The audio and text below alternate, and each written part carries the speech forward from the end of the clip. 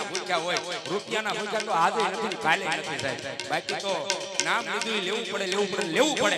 અને તેદી 12 ના ધણીને રણુજાના રામને યાદ કરવા માટે ગાવું પડે. તેદી ગાવું પડે, પણ તેદી શું ગાવું?